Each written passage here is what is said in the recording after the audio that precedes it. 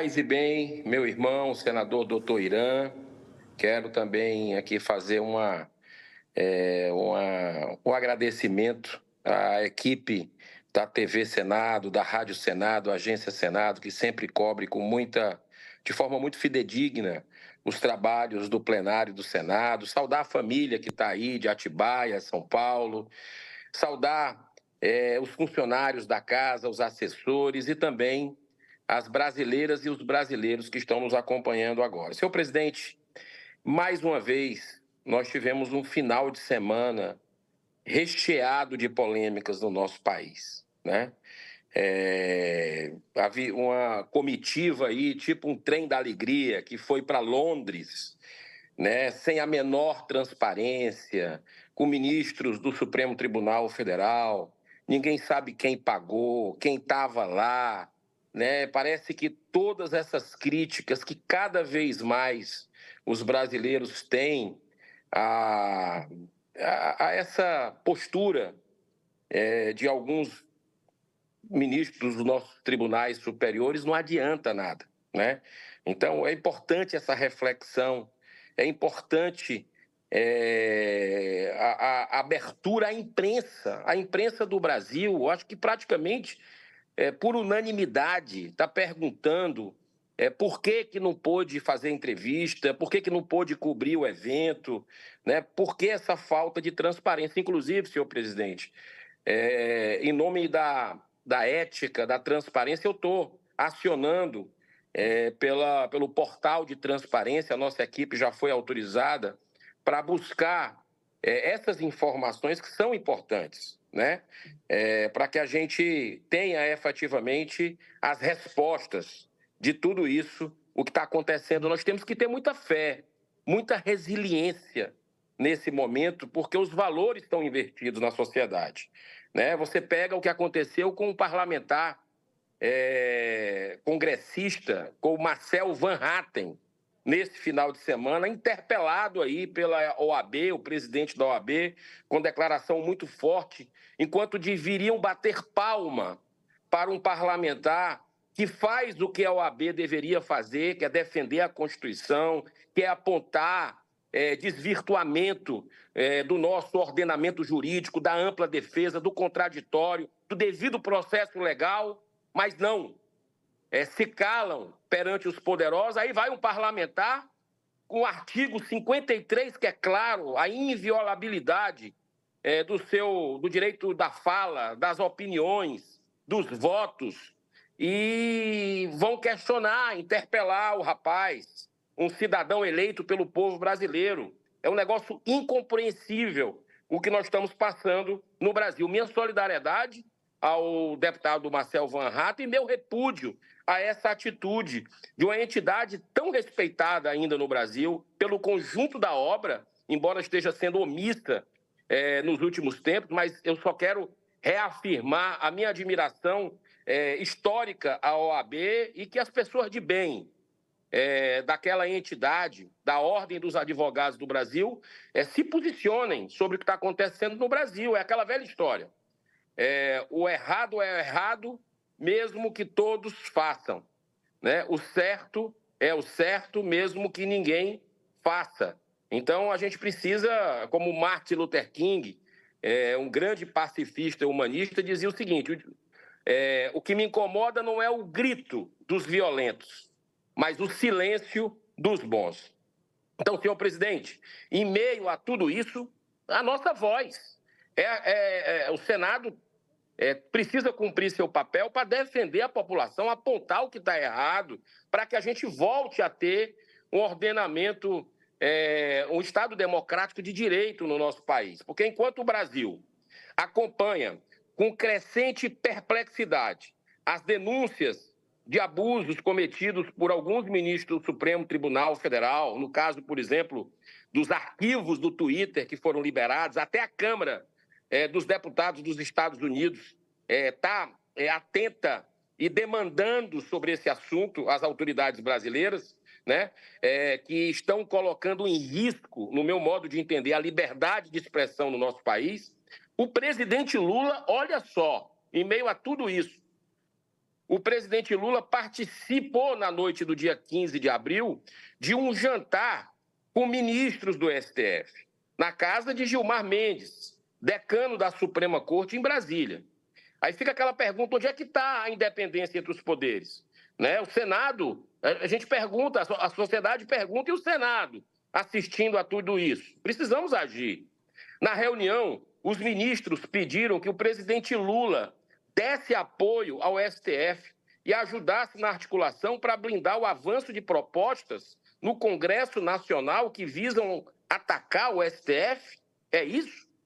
Discutiram também as recentes denúncias de Elon Musk contra o ministro Alexandre de Moraes, que estão sendo apuradas pela Comissão de Assuntos do Judiciário do Congresso norte-americano, com repercussão mundial, né? Participaram do jantar os ministros Alexandre de Moraes, Flávio Dino, Cristiano Zanin, né? As duas últimas indicações feitas por Lula, coincidentemente. Além deles, o ex-ministro do STF, né? Ricardo Lewandowski, que também é o atual ministro da Justiça e Segurança Pública, e o Jorge Messias, advogado-geral da União. Olha que jantar interessante, reunindo essas autoridades em Brasília, né? O eminente caráter político desse jantar pode ser confirmado com várias declarações mencionando que o STF estaria sendo, abro aspas, atacado, o que demonstra mais uma vez como alguns ministros não suportam ser criticados por serem imunes, talvez, ao erro humano. Ou então as declarações de Flávio Dino dizendo que sua posição é a mesma do presidente Barroso. Olha o corporativismo aí. Abro aspas. O STF não está buscando debate político com Elon Musk. Fecho aspas. Não é competência de nenhum ministro do Supremo estar preocupado com as eleições no parlamento brasileiro. Se vai ser mais um ou menos um conservador. Seu papel é julgar de acordo com a lei. Já a declaração de Dino revela mais uma vez todo o claro e abusivo ativismo judicial praticado por vários ministros do Supremo, né? Por exemplo, o ministro Alexandre de Moraes, corroborando com isso, se disse preocupado com o avanço dos conservadores no Senado. O que seria da eleição do presidente do Senado em 2026, por exemplo? É a preocupação com o impeachment? É isso? Então, está aberta a caçada aos conservadores do Brasil? É isso, doutor Irã? Se o senhor se considera conservador, cuidado, né? Porque uma declaração dessa é eminentemente política, de um tribunal que deveria ser técnico. Ou eu estou vivendo em outro planeta? O presidente Lula manifestou interesse de fazer novos encontros com ministros do STF, inclusive os indicados por Bolsonaro, os ministros André Mendonça e Nunes Marques. Vários integrantes do governo vêm dando apoio público ao ministro Alexandre de Moraes. É o sistema se autoprotegendo, né?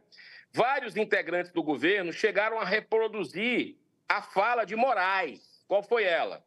Que dizia o seguinte, abro aspas, as redes sociais não são terra sem lei. E o ministro Paulo Pimenta, em solidariedade, chegou a dizer que, abro aspas, o Brasil não é e não será o quintal da extrema-direita. Olha só, agora a extrema-esquerda não existe nesse país. É estranho isso, né? Essa semântica. O jornalista Felipe Moura Brasil, que eu tenho o maior respeito, comentou que, abro aspas, enquanto o corregedor indicado por Lula ao STJ afastava juízes da Lava Jato, como a que condenou Lula, ministros do STF jantavam com Lula e seu intermediário Lewandowski na casa de Gilmar, cobrando ao presidente a defesa deles e de sua agenda política. E cadê as manchetes sobre isso? Né? Refere-se aqui, né, pergunta do próprio jornalista Felipe Moura Brasil, cadê as manchetes de conluio? Refere-se aqui ao silêncio jornalístico de parte expressiva da grande mídia, mesmo diante do avanço inconstitucional da censura prévia no Brasil, é claro. Enquanto isso, cresce por todo o país o descontentamento contra os abusos cometidos por alguns desses ministros em acordo com os interesses do governo federal. Na manifestação de domingo na praia de Copacabana, né, que a gente teve agora lá no Rio de Janeiro, no domingo passado, sem ser esse ontem, o passado, o pastor Silas Malafaia fez um discurso eloquente e contundente, apresentando uma cronologia dos principais fatos que, desde março de 2019, com a instauração do inquérito imoral e ilegal das fake news, o inquérito do fim do mundo, chamado por um ex-ministro do Supremo, porque ele nunca acaba, né? Inclusive, a PGR pediu para arquivar logo no início, né? E não foi ouvida. Essa é a democracia relativa do Brasil. A divulgação dos artigos do antigo Twitter, agora o X, das decisões ilegais impondo censura prévia, escancaram para o mundo toda a gravidade da situação brasileira, em que o avanço da ditadura da toga vem se consolidando com todo tipo de perseguição política contra aqueles que simplesmente exercem seu direito de fazer opinião ao governo e criticar as posturas de ministros do Supremo, né? Eventuais desvios. Então, é só para um lado, eu repito, é só para calar a direita, os conservadores. É isso que a gente vive no Brasil. E aqui para nós, doutor Irã, semana passada, nós celebramos os 10 anos do Marco Civil da Internet. Olha, os sinais estão todos aí, né, nesse momento. E a gente vê o vilipêndio daqueles que deveriam ser os primeiros a defender as nossas leis. Cresce a cada dia, senhor presidente, o número de inquéritos sigilosos. E isso eu quero fazer aqui um adendo a essa questão, porque esses inquéritos perseguem jornalistas, advogados, artistas, líderes religiosos, comunicadores e até parlamentares pelo crime de opinião. São muitos os brasileiros com contas bloqueadas, né, de rede social, derrubadas por decisão judicial, né? Até conta congelada, que o cara passa a vida inteira. Imagine, doutor Irã, o senhor passando a vida inteira no seu trabalho, seja como um político, um servidor público, seja como um médico que o senhor é, né? Ter uma canetada, a sua conta bloqueada. Que democracia é essa que a gente vive? Chegou a hora de jogar luz nisso, né? Cadê as pessoas de bem desse país, né? E tem até passaporte retido de jornalistas, né, num abuso de autoridades sem precedentes em nossa nação. Nós vivemos, senhor presidente, a maior crise moral da nossa história, com a inversão completa de valores. Enquanto homens e mulheres de bem são perseguidos e punidos por crimes de opinião, por cumprirem o seu dever, como a força-tarefa da Lava Jato, dezenas de processos de corrupção e lavagem de dinheiro, envolvendo parlamentares, inclusive, são mantidos pelo foro privilegiado no STF há anos, sem nenhum julgamento, até sua inevitável prescrição. Enquanto se quer, a todo custo, acabar com a liberdade de expressão, a livre opinião no nosso Brasil, empresários que confessaram ter desviado bilhões, repito, P de bola e de índio, bilhões de reais do povo brasileiro são perdoados pelo STF, as multas, né? Enfim, é isso que a gente está vendo.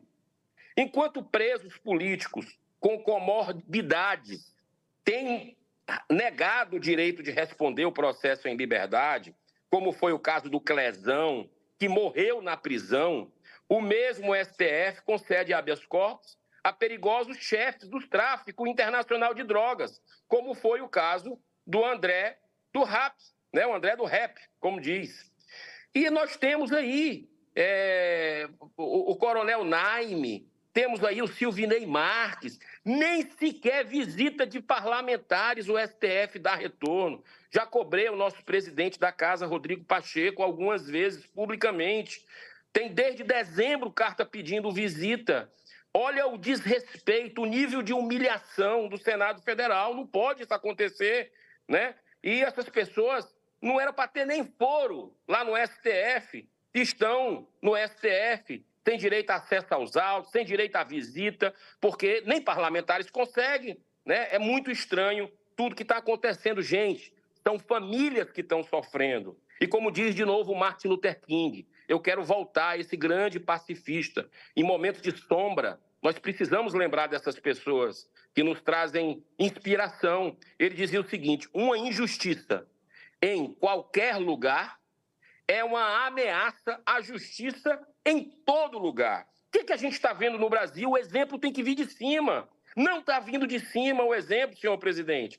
Até quando os brasileiros vão suportar tamanha degradação moral? Né? É uma provação muito grande o que a nação está passando, o que as pessoas de bem estão passando, mas ainda há tempo. Essa é a boa notícia. Cabe à Câmara dos Deputados instalar imediatamente a CPI do abuso de autoridade, já que tem número de assinaturas necessárias, fato determinado. O deputado Marcel Van Hatten conseguiu as assinaturas. Basta o presidente da Câmara colocar para votar. Mas o principal responsável por tudo isso que está acontecendo no Brasil, de cabeça para baixo, e eu faço aqui a minha culpa, porque eu faço parte dessa casa honrosa que completou 200 anos há poucas semanas atrás. O principal responsável é, sem dúvida, brasileiras e brasileiros, o Senado Federal, né? Única instituição que recebeu da nossa Constituição a prerrogativa de abrir processo de impeachment de ministro do STF. Impossível se manter calada, indiferente, a nossa Câmara Alta. Ficaremos marcados para sempre pela história, pelas gravíssimas consequências dessa inaceitável e já dolosa omissão de todos nós. Então, eu faço um apelo aqui. O senhor é um parlamentar que anda nas ruas, que vai, doutor Irã, nos mercados, nas feiras, conversas com os roraimenses, tem muito cearense lá, né, que me conta isso. Eu também ando no meu estado, converso com gente de direita, gente de esquerda, gente que nem se identifica com direita nem com esquerda, que é contra governo, que é a favor de governo. Esse faz parte do processo de escuta da sociedade, e a democracia é isso. Está todo mundo incomodado com o que está acontecendo, né? E o Senado pode se levantar. Eu acredito muito na capacidade de reflexão das pessoas de bem, íntegras, né? E está na hora para os nossos filhos, para os nossos netos. Doutor Irã, a vida é passageira. Nós estamos aqui de passagem, né? Daqui a pouco a gente parte para o mundo espiritual, né? Como é que vai ficar a nossa consciência, independente da religião que a gente processe, mas como é que vai ficar os nossos filhos, os nossos netos, nossos bisnetos, a geração de brasileiros que nos colocou no Senado nesse momento histórico? Olha o privilégio que nós temos. Somos 81 senadores, eu sou um, o senhor é outro. No meio de 214 milhões e para lá de brasileiros, nós somos 81. Olha que privilégio podermos exercer nosso mandato, fazer o que é correto, somente isso. Então, que Deus nos dê sabedoria, força, discernimento, para podermos cumprir cada um no seu quadrado, o seu papel, que eu acho que nós vamos voltar a ter, sim, um reequilíbrio entre os poderes, a verdadeira harmonia, e o Brasil é que vai sair ganhando e a gente vai cumprir a nossa tarefa. Muito obrigado, doutor Irã, por essa oportunidade. Obrigado por o senhor ter aberto essa sessão nessa segunda-feira especial, uma semana que tem um feriado e que nós vamos ter aí sessões remotas, né? Inclusive marcada amanhã, a CCJ. Eu espero que tenhamos o bom senso de votações polêmicas não fazermos durante essa semana, porque o debate fica excluído, né? Remoto é diferente de estar no tete-a-tete, no olho a olho, e muitos colegas não estarão em Brasília nesse período, porque foi deliberado sessão híbrida, né? Física e virtual, e eu acredito, por exemplo, que a votação do DPVAT, 15 segundos. do Jabuti dos 15 bilhões que lá está dentro desse projeto, que possa até ter a deliberação, mas o pedido de vista amanhã para ficar para a semana que vem, quando o Senado estiver com casa cheia, com plenário cheio, para que a gente possa fazer o bom debate e encontrar a melhor solução desse e de outros projetos. Que Deus abençoe a nossa nação, muita paz, uma excelente semana para todos nós. Muito obrigado.